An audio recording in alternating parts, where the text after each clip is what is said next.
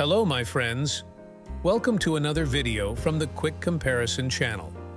In this video, we introduce the richest countries in the world based on GDP.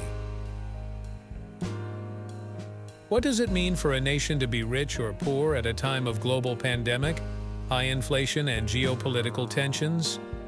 GDP per capita adjusted for relative purchasing power gives us an idea, albeit an imperfect one. Would you rather be rich in a poor country or poor in a rich one? Measuring the wealth of nations is not that easy.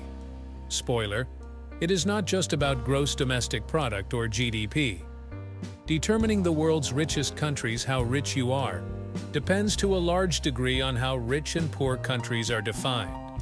If we simply consider a nation's gross domestic product, the sum of all goods and services produced by a country during 1 year, then we would have to conclude that the richest nations are exactly the ones with the largest GDP: United States, China, Japan, Germany. But how could the economies, for example, of Singapore or Luxembourg ever match that of such powerhouses when they are no more than small dots on the world map? Another problem with GDP is that it does not measure income inequality, that is, how a country's riches are distributed among the population. That is why a more accurate representation of people's living conditions begins with dividing a nation's GDP by the number of people that live there. Per capita GDP and its growth rate tell us much more about the social wealth potentially available to each person, and whether this wealth is either increasing or decreasing over time. However, using per capita GDP still poses a problem.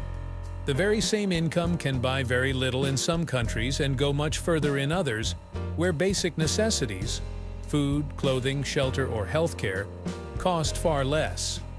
To gauge how wealthy a country's citizens are, it is necessary to understand how much they can buy. That is why, when comparing per capita GDP across countries, GDP should be adjusted for purchasing power parity, which helps us take into account the inflation rates and the price of goods and services in each given place.